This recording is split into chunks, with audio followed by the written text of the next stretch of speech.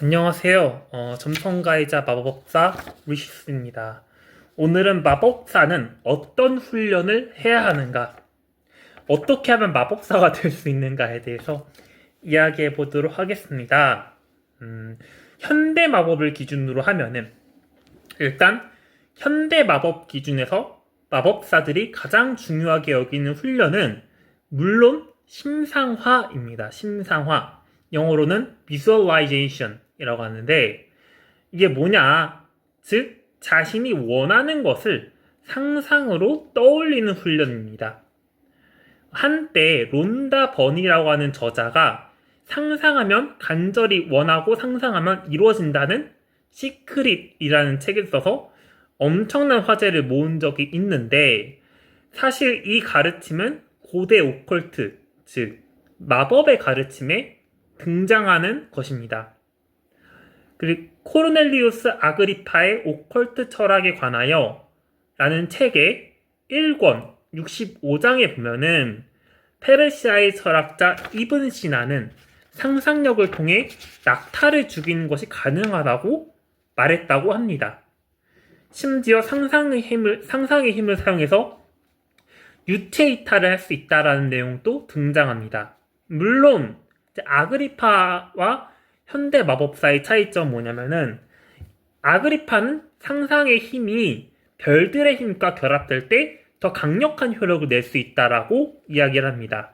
즉 말하자면은 적합한 마법사가 일으키고자 하는 일에 적합하게 별들의 배치가 형성되었을 때, 즉 적합한 별들의 배치가 형성된 점성술적인 시간을 골라서 그러한 상상의 힘을 발동시키게 되면은 더욱 강력한 효력을 발휘한다고 주장하는 거죠.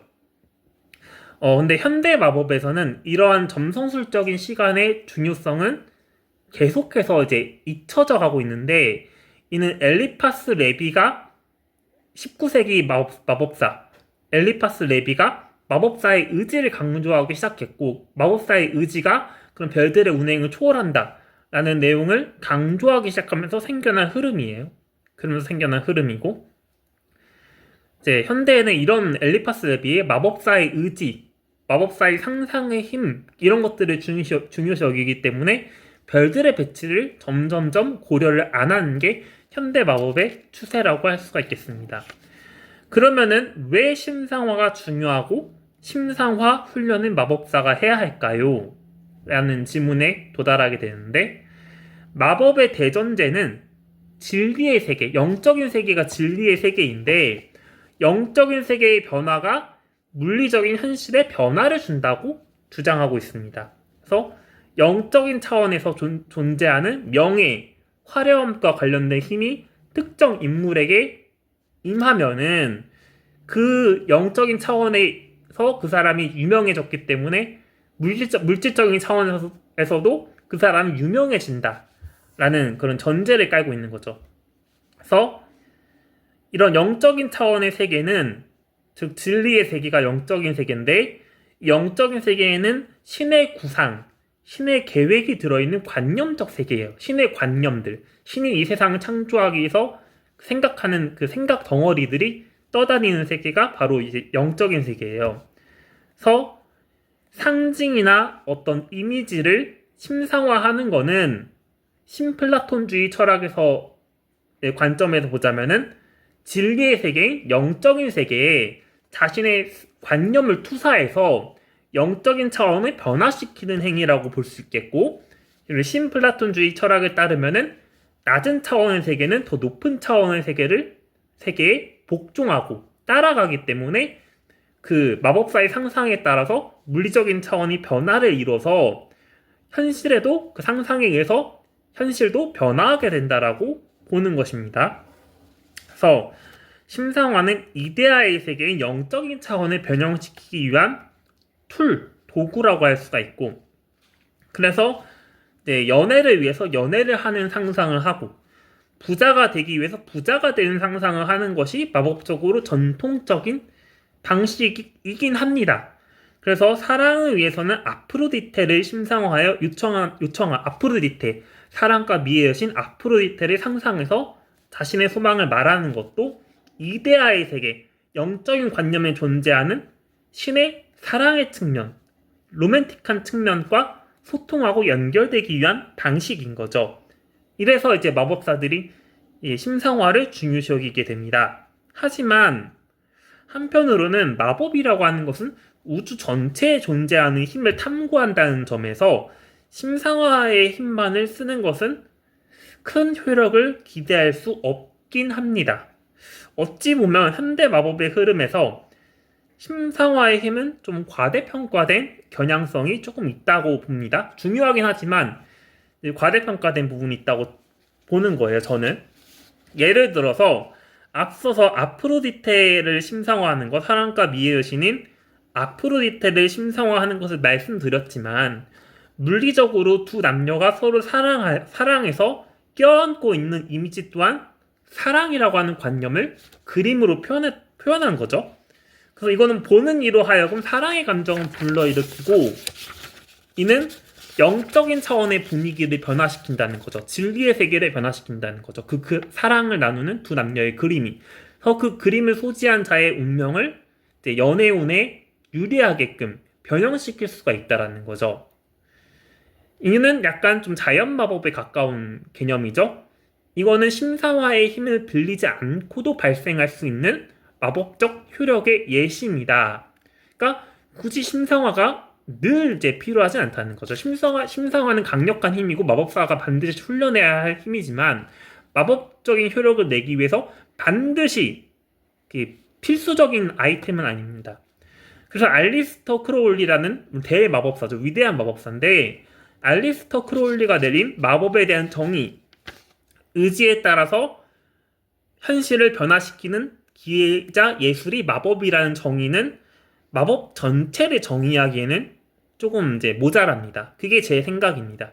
제가 내린 마법의 정의는 우주에 존재하는 무한한 그 영적이고 자연적인 힘을 사용하는 거고, 그래서 붉은색 돌은 용기를 증가시켜주고 라피스 라줄리는 애정운을 일깨우는 힘이 있다. 태양은 생명력과 명예를 수여하고 목성은 영성을 향상시켜주는 힘이 있다. 라파엘은 공기를 움직이고 미카엘은 불을 지배한다. 이런 우주에 존재하는 천사의 힘, 별들의 힘, 물질적인 약초, 허브의 힘, 이 모든 것들을 활용하는 게 마법이기 때문에 의지에 따라서 현실을 변화시키는 게 마법이라고 하는 정의는 틀린 건 아닌데 마법을 전체적으로 다루지는 못했다는 거죠. 왜냐하면 의지와 상상의 힘은 자연에 존재하는 그리고 영적인 세계에 존재하는 수많은 힘들 중에서 하나에 불과해요. 근데 이 하나를 지역적으로 파고든 게 현대 마법이지만 이게 전체는 아니라는 거죠. 그래서 마법사는 이러한 심상화를 통해서 온 우주에 존재하는 힘을 끌어다 쓸 수 있어야 된다.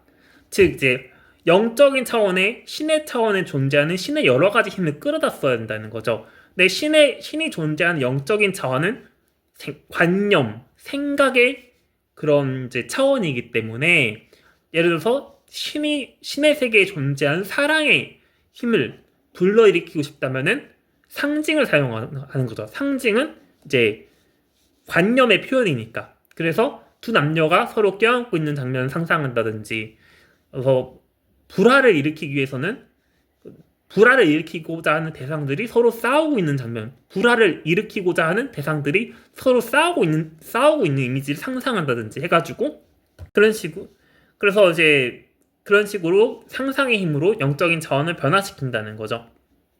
네, 두 사람이 싸우고 있는 이미지를 자꾸 상상하면은 영적인 차원의 변화가 일어나서 그 변화가 두 사람을 싸우게 만든다. 이 싸우는 장면을 상상하는 것 자체가 신의 세계에 존재하는 다툼이라고 하는 그 관념을 불러일으키기 때문에 가능한 일인 거죠. 근데 이런 건 쓸 수 있어야 되는데, 그치만 이게 마법의 전체는 아니다. 이러한 상상의 힘을 물리적인 힘과 결합시키면 더 강력한 효력이 있다는 거죠. 예를 들어서 이제 붉은색 돌에서 에너지가 퍼져나오면서 다툼을 불러일으킨 에너지가 뻗어나온다고 상상을 한다든지 하게 되면은 자연물에 존재하는 힘과 마법사의 상상의 힘을 결합시키기 때문에 더욱더 강력한 효력을 내게 된다라는 겁니다. 그렇기 때문에 마법사는 단순히 심상화만 하는 존재가 아니에요. 마법사는 자연물에 존재하는 힘과 상상의 힘과 이 모든 것들을 결합시킬 줄 알아야 되기 때문에 마법사가 하는 훈련은 심상화 훈련만 하는 게 아닙니다. 심상화 훈련만 하는 게 아니고 마법사는 뭘 알아야 되냐? 첫째로 자연 만물에 존재하는 영적인 힘, 즉 허브, 원석, 특정 장소, 지형이 지니고 있는 에너지, 영적인 힘을 자연 철학과 고대 의학에 근거해서 공부해야 된다는 거죠. 이를 통해서 연애운을 증가시키는 상상을 하기 위해서 연애운을 증가시키는 힘이 있는 라피스 라줄리를 손에 들고 연애운이 잘 되는 상상을 하는 거죠. 그럼 자연의 힘과 영적인 차원의 힘이 결합돼서 또 강력한 효력을 내는 거죠. 그래서 마법사는 상상의 힘만 단련하지 않고 공부를 해야 된다는 겁니다. 그래서 마법사는 단순히 상상의 힘만 사용하는 게 아니라 공부를 해야 된다는 거예요. 그래서 자연 철학과 고대 의학을 공부해야 되고, 두 번째로 별들의 힘을 합칠 수 있어야 되기 때문에 천체, 별들의 힘을 더하기 위해서 점성술을 공부해야 되고요. 세 번째로 종교적인 의식을 통해서 신성한 세계인 이제 영적인 차원의 천사와 신의 힘을 끌어다 쓸 수 있어야 된다. 그래서 신학과 종교를 공부해야 된다라는 거죠. 분량이 아주 많죠. 자연 철학, 점성학, 그리고 이제 신학을 공부함을 통해서 종교 의식 이런 것들을 공부함을 통해서 우주 전체에 존재하는 힘을 나의 의지에 맞게끔 끌어다 쓸 수 있다는 거죠. 그래서 분량이 아주 많아요. 공부해야 될 게 아주 많습니다. 심상화, 그래서 제가 말씀드린 결론은 심상화는 물론 중요한 마법적 힘이긴 하지만 필수는 아니기 때문에 과대평가된 부분이 있다. 자연 마법의 경우에는 심상화를 하지 않아도 특정 효력이 발생시키게 할 수 있다라는 거죠.